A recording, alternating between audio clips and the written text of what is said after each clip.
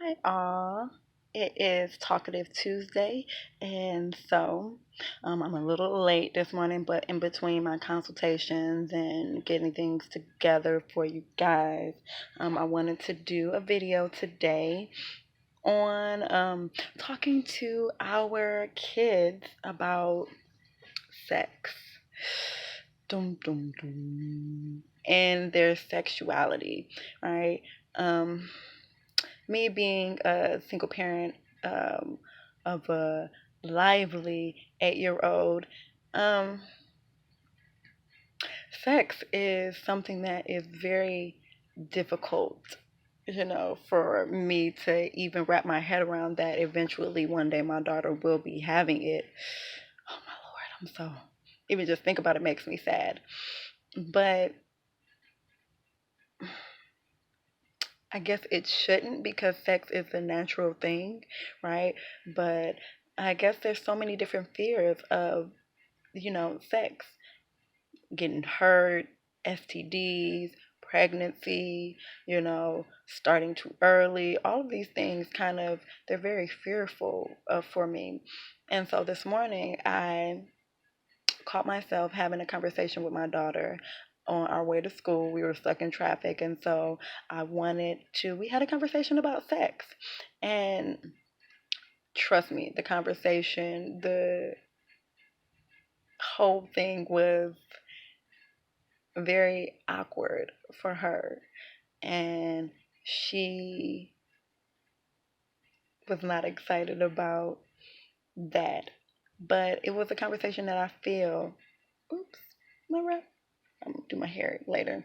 That's something that I feel like we needed to have that conversation about because, she is 8, and even though I feel like, that is years, at least 10 years from now, um, we never know. We never know. I started having intercourse very young, and I will not get into the age of it, but I remember how I felt when I had it or when I started having sex regularly and how it absorbed me, like it consumed me. It was on my mind all the time. And especially once I started getting those little urges, those little tickles down there, it's like, oh, okay, hold on. And I remember being very young, looking at my older brother's friends, like, he's handsome, you know. And I guess it's not the sex that is an issue. It's more so of everything that's tied to it, right? And so I was very in depth. I went in and we talked about masturbation, and how that is one person. I talked to her about orgies and how that's a lot of different people. I talked to her about the difference between having sex slash making love, and fucking, because those are two totally different things. Um, I told her the experience of how virgins or their first time, what they have. No, I was very in depth and I was very gentle, but I didn't hold any punches about whether or not, once I convinced myself that, I want to have this conversation, this is something that's needed, let me see what's going on, let me see how she's feeling, what she's thinking, because let's just be honest, sex and sexuality is in everything. It's in these cartoons, it's in these movies, it's in books, it is in everything. And so it's very naive of us as parents to wait until they're closer to puberty in hopes that, we get them before they start having sex, But let's just be honest, these children are having sex a lot sooner than we would want them to. And so we just definitely need to be proactive and think about having these conversations with our children and children just in general, just to see where their heads are, because it's being rammed and shoved down their faces in everything. in everything is being shoved in their faces. The videos, they're half naked, they're shaking asses, we're twerking, twerk, twerk, twerk, twerk, twerking. Don't get me wrong, you know, awesome if that, for the appropriate person and, you know, or the appropriate people, excuse me. But we're talking about kids now, and then they have cell phones and they have access to porn on their cell phones. And parents, if you think that your child is not out here watching porn or looking at pornographic material, you need to look at their search history. These children have access to things that we didn't. When I first started watching porn or even looking at it, you had to turn to channel 99 and it was wiggly, it was the squiggly. You were like, oh, is that a boob? I think, is that penis? Oh my gosh. But now it's in everything. You turn on the TV and on ABC, NBC, CBS, you're seeing boobs, you're seeing frontals, you're seeing people hump on each other. And that's something that when I was growing up, the FCC was not having that. They were very, very strict about what they allowed for children or on TV, what was allowed to watch. And now it's just mainstream. And so there's a lot of kids out here who are trying to get information and they're getting information from each other, or they're getting information from the internet and it's the wrong things. Oh, I also talked to her about condoms, the boy condoms and the girl condoms. And, I was just very transparent. So what I can say is talk to your children. Talk to your children. Talk to them. It is never too early. It is never too early to talk to your children because I can promise you they have questions. They want to know. We are sexual beings from the time that we come out of the vagina. Sex is imprinted in our DNA, so it is not something that we need to shy away from. This needs to be an open conversation that you are having with your children. It needs to be something that you're having with your children often, once a week, twice a week, every day. They need to know how to properly clean their sexual organs, their vagina, their penis, you know, I know it's uncomfortable, but trust me, I'm still uncomfortable even just thinking about the fact that there are still things that I want to talk about, and I even explained to her that, we went into pregnancy and childbirth, and so I'm gonna have her watch videos of children being born. We went into STDs, and so I want to get her and watch a video about STDs and how it makes your vagina or your penis look, the different how it makes you feel when you have STDs.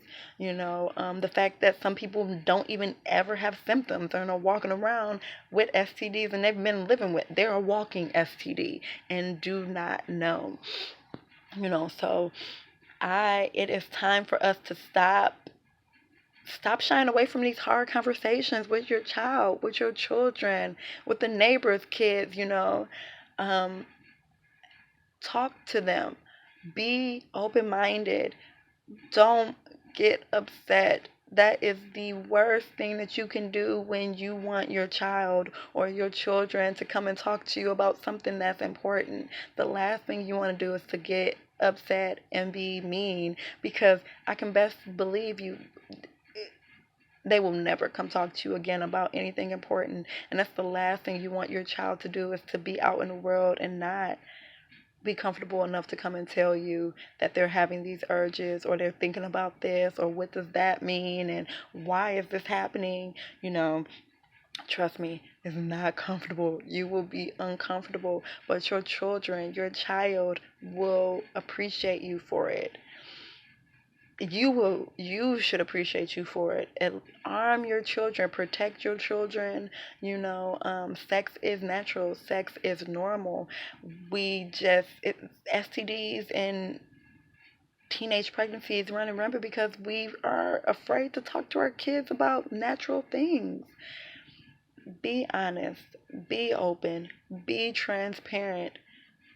Just make sure it's age appropriate. It's all about being age appropriate. but talk to them often, and just be honest. Allow for your child to work through their sexual nature with you and be comfortable. Not like with you, that's nasty, but with you. Your child should feel comfortable coming to talk to you about everything. And if your child is not comfortable coming to talk to you about everything, there is a problem. Talk to your kids. Talk to your kids. Talk to your kids. Use these lips and that voice box that God gave you to do more than just gossip with your friends or yell at the TV because football is back.